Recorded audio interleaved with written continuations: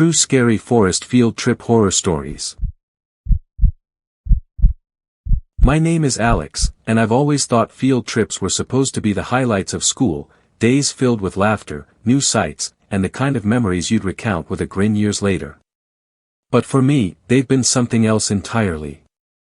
3 trips, etched into my mind like scars, have left me with stories that chill my blood even now.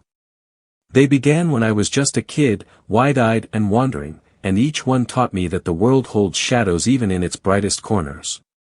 Let me take you back to the first, when I was 8 years old, a 4th grader in Connecticut's Darren School District, where wealth meant we had field trips galore. It was a day that started with clouds and ended with a fear I couldn't shake. The morning of the trip was gray, the sky a heavy quilt of clouds spitting occasional raindrops that tapped against the bus windows like impatient fingers. Our destination was a small, rural zoo an hour from school, a place touted as kid-friendly with its modest habitats for rabbits, goats, and the like, no lions or elephants here, just creatures you could imagine petting. I sat near the front, my backpack bouncing on my knees, my breath fogging the glass as I traced the droplets' paths. My classmates chattered, their voices a lively hum, but I was quieter, always a bit off in my own world. My teachers, especially Mrs. Johnson with her sharp eyes and kind but firm voice, had noticed this quirk. "Alex, stay with the group," she'd say, her tone a mix of patience and warning. My mom called it my wandering spirit, but back then, it just meant I did things without thinking, like slipping away from the pack. The zoo itself was quaint, nestled in a clearing where the grass was patchy and the air smelled of damp earth and hay. Wooden fences corralled the animals, their bleats and clucks mingling with the rustle of leaves overhead. The main attraction, though, was a large brick building at the zoo's heart, its faded sign promising exhibits of taxidermied animals and educational wonders. Inside, the air was cool and musty, the kind of place that felt like it held secrets. Our class shuffled through, Mrs. Johnson and 2 other teachers herding us past glass cases where stuffed foxes and owls stared with glassy eyes. The lighting was dim, casting long shadows, and the scarlet carpets underfoot muffled our steps, giving the halls an eerie hush. I lingered at a case with a bobcat, its frozen snarl both fascinating and unsettling, my imagination spinning tales of its life before it ended here. For reasons I still can't fully explain, I decided to duck into a bathroom during the tour. Maybe it was the need to escape the group's clamor, or maybe it was just my oddball nature. I didn't tell anyone, just slipped through a heavy door into a tiled room that echoed with the drip of a leaky faucet. I did my business, washed my hands under a flickering fluorescent light, and stepped back into the hallway. It was empty, the group's voices a faint murmur somewhere ahead. The scarlet carpet stretched before me, flanked by more glass cases, and I wandered down a hallway we hadn't toured yet. The dim light made the stuffed animals seem almost alive, their shadows twitching as I passed. My sneakers squeaked softly, and I felt a thrill, like I was an explorer in some forgotten museum, my 8-year-old mind alight with wonder. Then I stopped short. Behind a stack of folding chairs piled haphazardly against the wall, I saw a man. He was crouched, his knees bent, his face half hidden in shadow. I laughed, a nervous giggle bubbling up, thinking he was playing a prank, maybe a zoo worker joking around. "Hey, what are you doing?" I called, my voice small in the vast hall. He stood slowly, unfolding like a spider, and stepped into the light. He was tall, with a gaunt face and clothes that hung loosely, a gray jacket, jeans smudged with dirt. His eyes were sharp, too bright, and they fixed on me. "Where's your group, kid?" he asked, his voice low, almost a growl. "I don't know," I said, shrugging, still thinking he was part of the zoo's staff. He smiled, but it wasn't warm.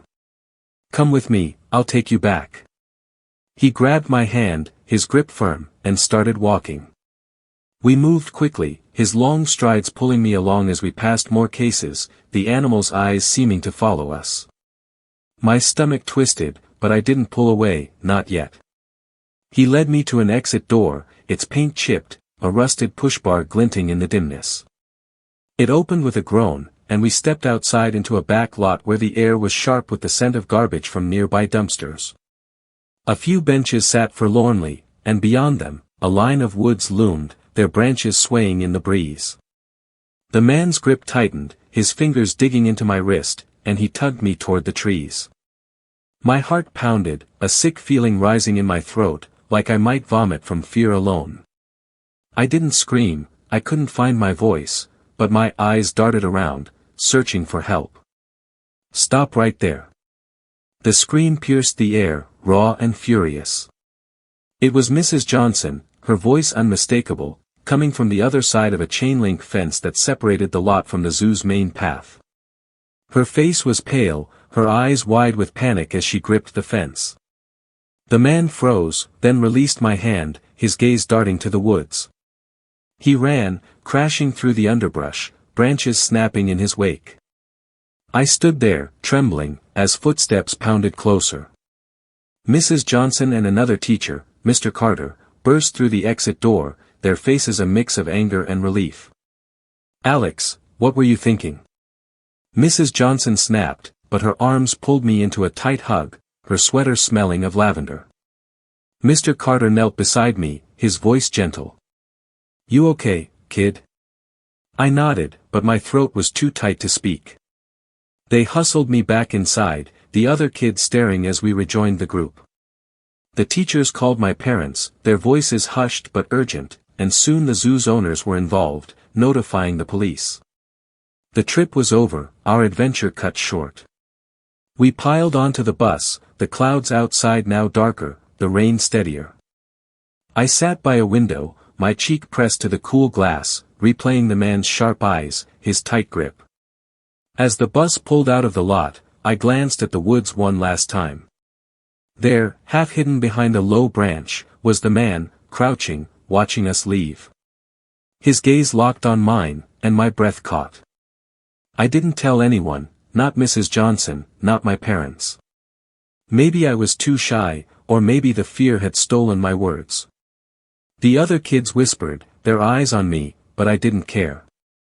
I just wanted to forget. But that moment, that man in the woods, has never left me. Years slipped by, and I grew from that wide-eyed fourth grader into a sophomore at Darren High, still in Connecticut's privileged bubble where field trips were as common as autumn leaves. The memory of the zoo lingered like a faint bruise, but I'd learned to tuck it away, focusing instead on the present, friends, music, and the thrill of new adventures. Joining the chorus opened a fresh chapter, one filled with melody and the promise of optional trips that felt like mini vacations. When our director, Mr. Smith, announced a 3-day excursion to Woodloch Pines Resort in Pennsylvania, I was all in. The idea of escaping the classroom for a sprawling resort, even in November's chill, sparked a restless excitement in me. I imagined laughter echoing through pine-scented air, unaware that this trip would carve another unsettling mark on my soul. The bus ride was a marathon, hours of winding roads flanked by skeletal trees, their branches clawing at a slate-gray sky. I sat beside Landon, my closest friend in chorus, his lanky frame slouched against the seat, earbuds dangling as he sketched in a worn notebook. "What's that one?" I asked, peering at his latest drawing, a jagged mountain under a crescent moon. "Just vibes," he mumbled, his voice low, a half-smile tugging at his lips. Landon was like that, quiet but sharp, his thoughts often spilling onto paper rather than into words. I envied his ability to lose himself in art, while my mind churned with anticipation, picturing the resort as a playground of go-karts and pools. The hum of the bus, the chatter of our classmates, and the occasional snort from Sarah and Emily 2 rows ahead wove a cocoon of normalcy around us. Yet, beneath my excitement, a flicker of unease stirred, maybe a ghost of that zoo memory, warning me to stay alert. Woodloch Pines appeared as we crested a hill, its sprawling grounds nestled in a valley where a lake glinted like a shard of glass.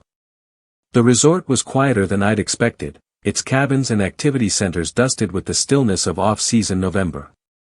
The air was crisp, biting at my cheeks as we disembarked, our breath puffing in small clouds. Only 4 chaperones, including Mr. Smith with his perpetually rumpled sweater, oversaw us, their supervision loose as long as we reported our plans.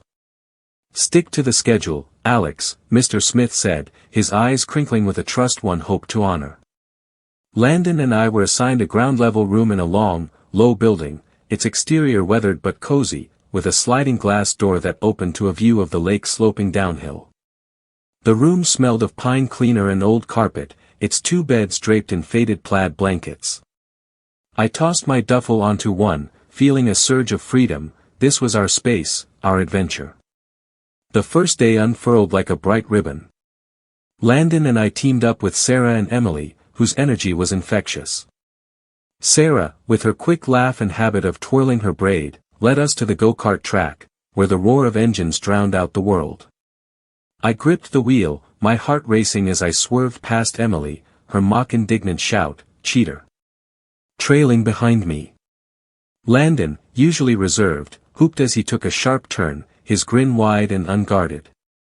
We moved to the rock-climbing wall next, the rough texture of the holds grounding me as I hauled myself upward, my muscles burning with effort. I glanced down at Landon belaying me, his eyes focused, and felt a quiet gratitude for his steady presence. The pool was our final stop before dinner, its chlorinated warmth a contrast to the chilly air. Sarah splashed Emily, sparking a playful war, and I dove under, the water muffling their laughter, my thoughts drifting to how perfect this moment felt, safe, alive, untainted. Dinner was a raucous affair in the dining hall, all wooden beams and flickering fluorescent lights, the smell of pizza and garlic bread thick in the air. We sat at a long table, Sarah recounting a go-kart mishap with exaggerated flair, her hands waving like a conductor's. "I swear, I almost flew off the track," she said, and Emily rolled her eyes, smirking. "You barely nudged the barrier." Landon sketched on a napkin, half listening, while I savored the warmth of their banter, my earlier unease buried beneath layers of camaraderie. But as we ate, I caught myself glancing at the windows, where the lake reflected the moon's pale glow.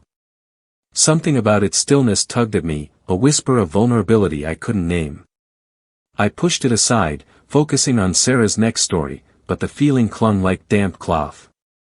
After dinner, we trudged back to our room, the night air sharp against my skin. The lake's surface shimmered under the moonlight, its beauty almost otherworldly through the sliding glass door. "Leave the blinds open," I suggested, dropping onto my bed, the mattress creaking under my weight. Landon nodded, flopping onto his own bed, his sketchbook open to a new page. "It's kinda cool, right? Like a painting." His voice was soft, and I saw a flicker of wonder in his eyes, a rare glimpse into the part of him that found beauty in the ordinary. We hung out, trading stories about the day, our laughter bouncing off the walls. The moon's reflection danced on the lake, and I felt a strange pull to keep watching it, as if it held a secret. We stepped out briefly to join Sarah and Emily for a late-night walk, the resort's paths lit by faint lampposts, then returned around 10 p.m., the room now a haven of warmth against the cold outside. As we settled in, the open blinds framed the lake like a living canvas, its silver light spilling across the carpet. I lay back, my body heavy with the day's exertion, but my mind was restless, replaying the joy of the go-karts, the pool's embrace, Landon's grin. Yet that flicker of unease returned, sharper now, like a splinter under my skin. I glanced at Landon, his pencil scratching softly, and wondered if he felt it too, a premonition that this perfect day was a prelude to something darker. The lake's glow seemed to pulse, inviting yet ominous, and I shifted, trying to shake the thought. This was just a resort, just a trip. Nothing could go wrong here, not with friends by my side. But deep in my chest, a quiet voice whispered otherwise, and I couldn't help but wonder what shadows the night might bring. The night at Woodloch Pines Resort stretched before us, a canvas of quiet punctuated by the hum of our chatter and the lake's silvery glow through the open blinds. I lay on my bed, the plaid blanket rough under my fingertips, trying to sink into the comfort of the moment. Landon, sprawled across his bed, sketched with a focus that made me envious. His ability to lose himself in lines and shadows felt like a shield against the unease gnawing at me. The moon's reflection on the lake was mesmerizing, but its beauty carried an edge, like a lure dangling over dark waters. I wanted to shake off the feeling, to hold on to the joy of our first day, but my mind kept circling back to that fleeting sense of something watching. Little did I know, that night would unravel into a nightmare I'd never forget. We tossed and turned, the beds creaking under our restless movements, our conversation dwindling to murmurs about the day's adventures, Sarah's go-kart dramatics, Emily's splash war in the pool. "Think we'll beat them at climbing tomorrow?" I asked, my voice a thread in the dark. Landon snorted, his pencil pausing. "If Sarah doesn't trip over her own ego first." His dry humor pulled a laugh from me, easing the tension in my chest. But the lake's light seemed to pulse, drawing my gaze, and I wondered if Landon felt the same pull, the same whisper of wrongness. He didn't say, and I didn't ask, afraid to give shape to my fears. An hour passed, maybe more, our words fading as we chased sleep, the room growing heavy with silence. Then Landon screamed, a raw, jagged sound that tore through the quiet like a blade. I bolted upright, my heart slamming against my ribs, my eyes darting to him. He was frozen, staring at the sliding glass door, his sketchbook crumpled in his lap. "What?" I started, but my voice died as I followed his gaze. There, pressed against the glass, was a figure straight from a horror film, a tall, skeletal woman, her long, grayish hair hanging like frayed ropes, her hands cupped around her face as if to peer deeper into our room. Her eyes, pale and unblinking, locked onto us, her lips a thin slash in a face etched with shadows. My breath caught, my body rooted to the bed, every instinct screaming to move but held captive by her gaze. She stood there, motionless, a specter framed by the moonlight, then turned and vanished into the night. "Landon, did you?" I choked out, my voice trembling. He nodded, his face pale, his eyes wide with a fear I'd never seen in him before. "She was right there," he whispered, his voice barely audible, as if speaking louder might summon her back. I forced myself to stand, my legs shaky, and stumbled to the door, Landon close behind. We slid it open, the cold air biting at my skin, and stepped onto the cement trail that ran past the rooms. The night was empty, no footsteps, no rustle of grass, no sign of her on the path or the hill sloping to the lake. The silence was oppressive, broken only by our ragged breaths. "We both saw her," I said, needing to hear it aloud, to anchor myself in shared reality. Landon nodded again, his hands clenched, and I saw a flicker of his usual resolve battling the terror. "What the hell was that?" he muttered, scanning the darkness. We retreated to the room, locking the door, but the blind stayed open, the lake's glow now a taunt rather than a comfort.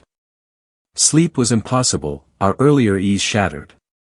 I sat on my bed, hugging my knees, replaying her face, those eyes, like voids that had seen too much. Landon paced, his sketchbook abandoned, his fingers raking through his hair. "She didn't knock, didn't say anything," he said, his voice tight. "Just stared." I nodded, my mind racing. Was she a guest? A local playing a sick prank? The resort felt less like a haven now, its quiet corners hiding threats I couldn't name. I thought of telling Mr. Smith, but the idea felt futile. What could he do against a phantom who vanished without a trace? Morning brought a brittle dawn, the sky streaked with clouds like torn gauze. We dragged ourselves to breakfast, the dining hall's warmth a stark contrast to the chill in our bones. Sarah and Emily joined us, their chatter a lifeline to normalcy, but I couldn't shake the image of the woman. Over pancakes, I leaned toward them, keeping my voice low. "Something weird happened last night," I said, glancing at Landon, who gave a tight nod. Sarah's eyes widened, her braids swinging as she leaned in. "Spill it, Alex." I recounted the encounter, my words halting, the memory sharp as a blade. Emily frowned, skeptical. Maybe it was just some creepy guest. But Sarah shivered, her usual bravado dimmed. "That's not normal, guys. You sure you're okay?" Landon's jaw tightened, and I saw the effort it took to keep his cool. "We're fine," he said, but his eyes said otherwise. The day unfolded with forced cheer.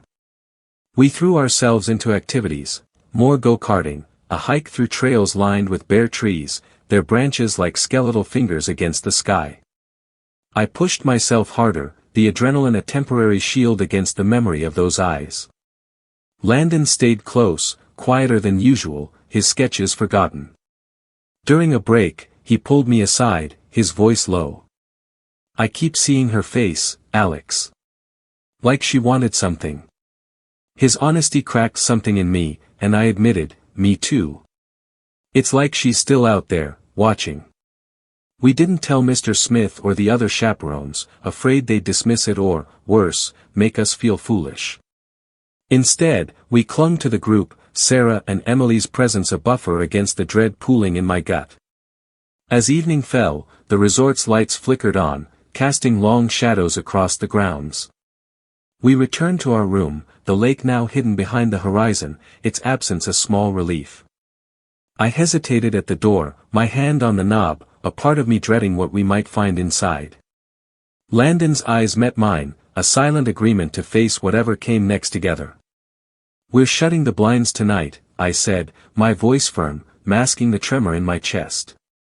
He nodded, his shoulders squared, and I saw a spark of the Landon who'd grinned on the go-kart track, fighting to reclaim control. But as we stepped inside, the room felt different, smaller, as if the walls themselves held their breath, waiting for the night to reveal its next secret. The second night at Woodloch Pines Resort closed around us like a tightening fist, the room's warmth a fragile shield against the dread that had taken root. Landon and I entered through the back door, our steps deliberate, the memory of the old woman's hollow gaze a weight we couldn't shake. I yanked the blinds shut, the slats clattering, sealing out the lake's eerie shimmer. The act felt like defiance, a claim to safety, but my heart thudded with the fear that safety was an illusion. Landon tossed his jacket onto his bed, his movements sharp, as if he could outrun the unease. "No more surprises," he muttered, his voice a low growl, and I nodded, clinging to the hope that a locked door and drawn blinds could keep the night at bay. But deep down, I sensed the resort's quiet was a mask, hiding something that had already found us. We collapsed onto our beds, the day's activities, racing go-karts, trudging through wooded trails, leaving our bodies heavy but our minds restless.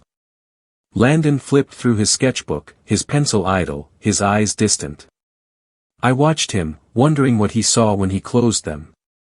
Did her face haunt him as it did me, those pale eyes like twin moons in a desolate sky? I wanted to ask, to share the burden, but my tongue felt leaden. Instead, I stared at the ceiling, its faint cracks mapping my spiraling thoughts. The woman wasn't a ghost, I told myself, she was real, flesh and bone, yet her presence felt like a violation, as if she'd slipped through a crack in the world. Sleep crept closer, and Landon's breathing slowed first, his sketchbook slipping to the floor. I fought to stay awake, but exhaustion won, pulling me into a fitful darkness. I woke to silence, abrupt and wrong, like a radio switched off mid-song. My eyes snapped open, my pulse a frantic drumbeat. The room was dim, the blinds a wall of shadow, but something felt off, a pressure in the air that made my skin prickle. "Landon?" I whispered, my voice barely a breath, hoping for his familiar grumble. Silence answered. I turned to check his bed, my heart lurching, something blocked my view, a looming shape that sucked the air from my lungs. Towering over me was the old woman, her skeletal frame draped in a tattered coat, her gray hair a wild halo. Her eyes bored into mine, unblinking, and my body froze, every muscle locked in terror. She took 2 steps back, her movements jerky, and spoke in a rasping whisper, "Your back door was unlocked." Then she turned, gliding toward the door, and vanished into the night. I lay there, trembling, my breath shallow, as if moving might summon her back. My mind screamed, she'd been here, inside, watching me sleep. The violation churned in my gut, a mix of fear and fury. I forced myself to sit up, my hands shaking as I reached for Landon. "Landon, wake up!" I hissed, my voice cracking. He stirred, blinking groggily, then saw my face and bolted upright. "What's wrong?" His voice was thick with sleep, but alarm sharpened it. I spilled the truth, the words tumbling out, her presence, her words, her exit. Landon's face paled, his eyes darting to the door. "She was in here," he whispered, his voice raw with disbelief. I nodded, and he scrambled to the door, locking it with a click that echoed like a gunshot.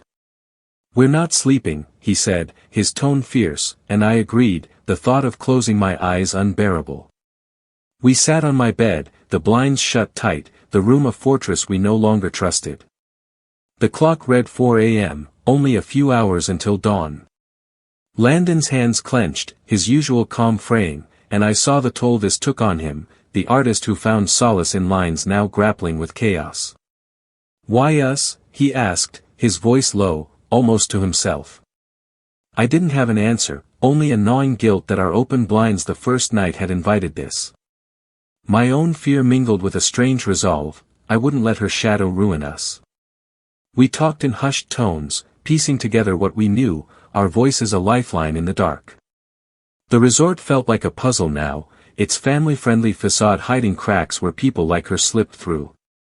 Dawn broke, weak and gray, and we shuffled to the dining hall for breakfast, the smell of bacon and coffee grounding us. Sarah and Emily noticed our haggard looks, their concern immediate. "You guys okay?" Sarah asked, her braid swinging as she leaned closer. I shook my head, too tired to lie, and Landon muttered, "Rough night." We didn't elaborate, not yet, but their presence steadied me. Back at our building, preparing to confront Mr. Smith, we froze. Through the glass of the neighboring room, we saw her, sitting ramrod straight on a bed, hands folded, staring directly at us. An older man sat nearby, his eyes dull but unsettling, his presence as wrong as hers. My stomach twisted, they didn't belong here, not in this place of go-karts and laughter. We bolted to the lobby, bypassing Mr. Smith for the front desk, our urgency spilling over. "There's a woman in the next room," she broke into ours. I said, my voice sharp. The staff, a tired-looking woman and a young man, exchanged confused glances. "Can you show us?" the woman asked, skeptical. We led them back, Landon's silence heavy with anger, and found the pair unchanged, her staring, him sitting, both unnervingly still. The staff questioned them, learning they had mental health issues, but their refusal to act infuriated me. "They're not safe." Landon snapped, his voice breaking, a rare crack in his composure. The staff shrugged, citing policy, and I felt a surge of helplessness, my trust in this place crumbling. We found Mr. Smith, his rumpled sweater a familiar anchor, and poured out the story. His face tightened, his kindness giving way to resolve. "This isn't right," he said, marching to the lobby, where heated arguments erupted, chaperones versus staff, voices rising like a storm. Sarah and Emily hovered nearby, Sarah's hand on my arm, her eyes wide. "You're getting out of here, right?" she asked, her voice soft but firm. I nodded, grateful for her quiet strength. The decision came swiftly, the trip was over.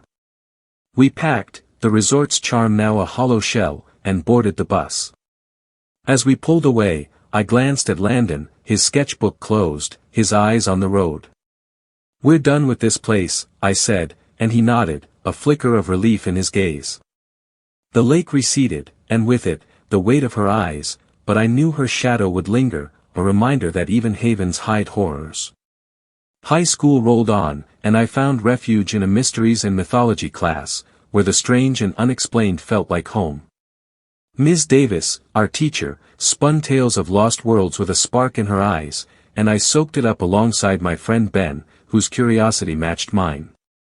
When she announced a field trip to an abandoned village from the early 1900s, it's past a riddle, I felt a thrill tinged with caution. Woodlock Pines had taught me that adventure could turn sinister. The bus ride was brief, 20 minutes through dense forest, the road crumbling under overgrown weeds. Ben and I pressed against the windows, the derelict path hinting at secrets. As we arrived, the village loomed, tall brick buildings, their boarded windows like blinded eyes, grass clawing through cracked pavement. My pulse quickened, a mix of awe and unease, wondering what ghosts lingered here. Ms. Davis lined us up, her clipboard a shield against chaos, and tasked us with using class skills to unravel the village's desertion. The air smelled of decay and earth, the silence broken by distant bird calls. Ben's eyes gleamed, his usual caution replaced by a hunger for discovery. "Let's find something no one else does," he whispered, and I nodded, drawn to a towering building that stood apart, its silhouette stark against the gray sky. We slipped away, my heart pounding with the thrill of rebellion, and found a hole by its sealed back door, a ladder descending into shadow. Using phone flashlights, we climbed down, the air dank, littered with beer bottles and a lone graffiti tag. A creaky stairway led upward, and I went first, each step groaning, my breath tight with the weight of the unknown.